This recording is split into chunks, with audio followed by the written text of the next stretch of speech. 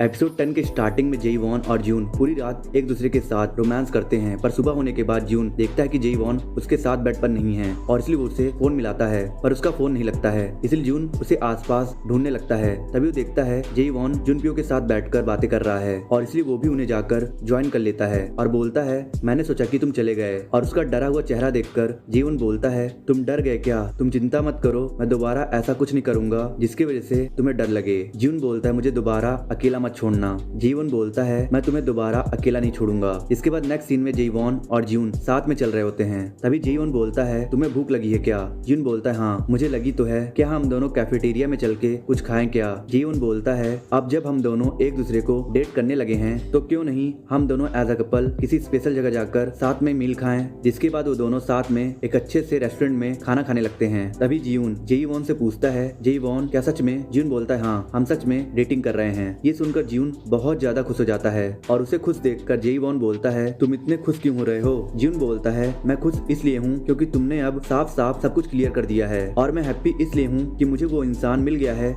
जिसके साथ मैं नामसम टावर जा सकता हूँ। तभी जेईवॉन को यूनवॉन का फोन आता है जो उसे बताती है कि उसने जॉब रिक्रूटमेंट पास कर लिया है। ये सुनकर जेईवॉन बोलता है ये बहुत ही अच्छी खबर है, तुम्हें कांग्रेचुलेशन। ये बोलकर वो फोन काट देता है। जिसके बाद जेईवॉन ये बात जून को बताता है, इसलिए यूनवॉन सबको पार्टी देना चाहती है। ये सुनकर जून बहुत ज्यादा खुश हो जाता है। तभी जेईवॉन बोलता है क्या तुम अभी भी सर्फिंग क्लब का मेंबर बनना चाहोगे? जून बोलता है अगर तुम ग्रेजुएट होकर सर्फिंग क्लब छोड़ दोगे तो मेरे पास कोई रीजन नहीं है कि मैं सर्फिंग क्लब दोबारा ज्वाइन करूँ। ये सुनकर जेईवॉन बोलता है आखिर तुमने मान लिया कि तुमने सर्फिंग क्लब सिर्फ मुझे देखने के लिए ज्वाइन किया था। जिसके बाद हमें शाम को पार्टी का सीन दिखाया जाता है। तभी जेईवॉन और तेयुंग साथ में बैठकर ड्रिंक कर रहे होते हैं। तभी तेयुंग बोलता है तुम लकी हो कि मैंने तुमसे हॉस्पिटल बिल चार्ज नहीं किया। जेईवॉन बोलता है तो अब चार्ज कर लो। तेयुंग बोलता है चलो छोड़ो यार, तुम उस बात को लेकर शर्मिंदा हो, बस मेरे लिए यही काफी है। जेईवॉन बोलता है हाँ मैं शर्मिंदा हूँ। तभी तेयुंग बोलता है मैं भी शर्मिंदा हूँ कि मैंने उस बात को डिसिप्लिनरी कमेटी तक लेके चला गया और तुम्हें स्कूल से सस्पेंड कराने की कोशिश की। जेईवॉन बोलता है तुम्हें क्या लगता है मैं तुम्हें जानता नहीं हूँ? तेयुंग बोलता है क्या तुम सच में मुझे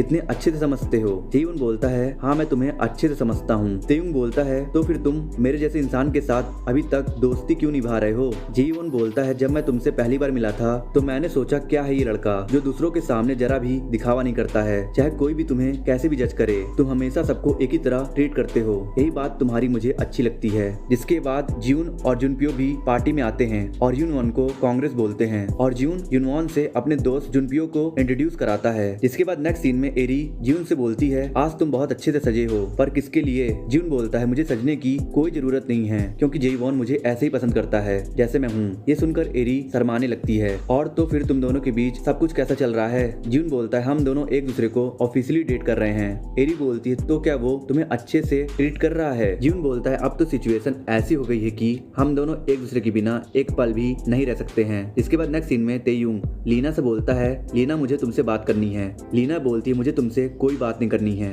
और दोबारा से मुझे ऐसे मत छूना, मुझे पता है वो तुम ही हो जो मेरे पीठ के पीछे मेरे बारे में उल्टी सीधी बातें फैला रहे हो। मैंने अभी तक अपना मुंह बंद करके रखा है, इसलिए मेरा मुंह खुलवाने की कोशिश मत करो। ये बोलकर लीना वहाँ से चली जाती है। इसके बाद जेईवॉन यूनवॉन से बोलता है तुमने सच में बहुत कड़ी मेहनत की है, तुमने क्लब फ्रेशर्स और फ्रेंड्स का सबका बहुत अच्छे से ख्याल रखा है, मैं बहुत खुश हूँ, तुम पहली इंसान हो जिसे जॉब मिली। यूनवॉन बोलती है थैंक यू। तभी वो मजाक मजाक में बोलती है क्या तुमने मुझे कभी भी एक औरत समझा है? जेईवॉन बोलता है नहीं, मैंने हमेशा तुम्हें अपना दोस्त समझा है। यूनवॉन बोलती है ऐसा इसलिए है क्योंकि हम दोनों एक जैसे हैं, तुम भी अपने सराउंडिंग के लोगों का बहुत ख्याल रखते हो। जेईवॉन जून को देखते हुए बोलता है पर मैं अब से ऐसा नहीं करूंगा क्योंकि अब से मैं उसी इंसान पर फोकस करूंगा जो मेरे लाइफ में इम्पोर्टेंट है। और यूनवॉन समझ जाती है कि जेईवॉन का मतलब जून से है, इसलिए वो बोलती है उसका ख्याल रखना।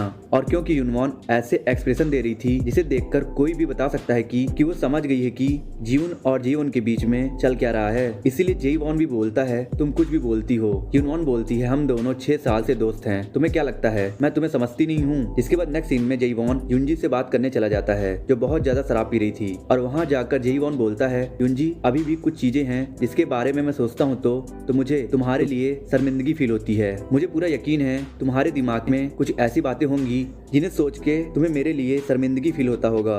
यूनजी बोलती है मुझे तुम्हारे लिए ज्यादा शर्मिंदगी फील होता है। ये सुनकर जीवन बोलता है अगर मैं कहूँ कि चलो सिर्फ एक अच्छे दोस्त बनकर रहते हैं तो तुम्हें ये भी मंजूर नहीं होगा। यूनजी बोलती है पर मैं हमेशा तुम्हारे हैप्पीनेस के लिए प्रार्थना करूंगी। जीवन बोलता है मैं भी हमेशा तुम्हारे हैप्पीनेस के लिए प्रार्थना करूंगा। जिसके बाद नेक्स्ट सीन में जेवॉन अकेला बैठा होता है। तभी जीवन उसके पास आता है और बोलता है मैं तुम्हारे साथ अकेले रहना चाहता हूँ। जीवन बोलता है अगर हम दोनों अकेले रहेंगे तो तुम मेरे साथ क्या करोगे। जीवन अपनी बहुत सारी विशेष बताता है और उन सभी विशेष को सुनकर जीवन बोलता है ये सब तो जवान लड़के करते हैं जो अपने 20s में होते हैं। जीवन बोलता है मैं भी तो अपने 20s में हूँ।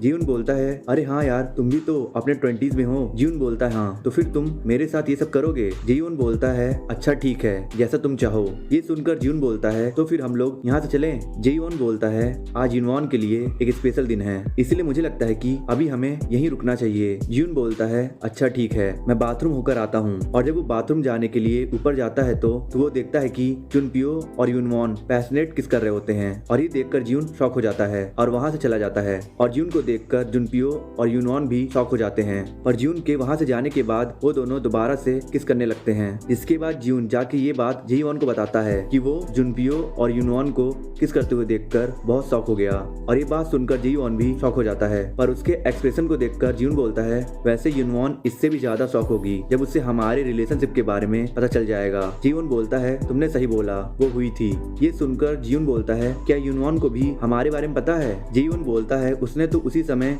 इस बात का अंदाजा लगा लिया था जब हम दोनों साथ में ट्रिप पर गए थे। जीवन बोलता है तो फिर क्या तुम्हें कोई परेशानी नहीं है कि लोगों को हमारे रिश्ते के बारे में पता चले। जीवन बोलता है मुझे कोई परेशानी नहीं है। जिसके बाद वो सभी केक को काट कर सेलिब्रेट करते हैं और गाना गाकर डांस करके और बहुत सारा अल्कोहल पीकर पार्टी को बहुत ज्यादा एंजॉय करते हैं। जिसके बाद नेक्स्ट सीन में जीवन और जीवन साथ में चल रहे होते हैं। तभी जीवन बोलता है जीवन तुम्हें उस गेम के बारे में पता है। जीवन बोलता है कौन सा गेम। जीवन बोलता है जीवन तुम 2 कदम पीछे जाओ। ये सुनकर जीवन 2 कदम पीछे की ओर चला जाता है। तभी जीवन की तरह 3 कदम बढ़ाकर बोलता है अगर तुम 2 कदम लेकर मुझसे दूर जाओगे तो मैं 3 कदम लेकर तुम्हारे और पास आ जाऊंगा। ये सुनने के बाद जीवन को गले से लगा लेता है। इसके बाद वो दोनों साथ में रोमांस करते हैं और यहीं पर एपिसोड 10 और ये ड्रामा खत्म हो जाता है। आई होप सो फ्रेंड आप लोगों को मेरा एक्सप्लेनेशन अच्छा लगा होगा। अच्छा लगा तो लाइक कर दो यार, कमेंट कर दो और कुछ लोगों को शेयर कर दो। और वीडियो पे नए हो तो प्लीज यार चैनल को सब्सक्राइब करके बेल आइकन प्रेस कर दो। और मैं मिलता हूँ आप लोगों से नेक्स्ट वीडियो में।